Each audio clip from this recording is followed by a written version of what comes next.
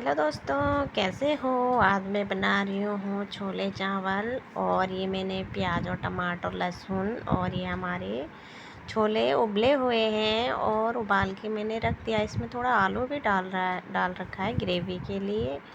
और आप चाहे तो प्याज और टमाटर का वो भी बना सकते हैं पेस्ट। मैंने पेस्ट नहीं बनाया तो मैंने फ्राई कर दिया। अभी इसमें सभी मसाले डाले, बेसिक मसाला हल्दी धनिया और मिर्च ये डाले हैं। और ये हमारा मसाला तैयार हो गया और फिर मैं इसमें छोले डाल दिए हैं। ये हमने थोड़ा इनको घुमा दिया और पानी डाल दिया। पानी की क्वांटिटी आप अपने हिसाब से रखिए, जितना पानी आपको चाहिए उस हिसाब से रखिए। और देख सकते हैं हमारे छोले और चावल बनकर तैयार हो गए हैं। थोड़ा आलू की ग्रेवी रखी थी इसमें, इसीलिए। कैसे लगी आज की थाली कमेंट में ज़रूर बताइए।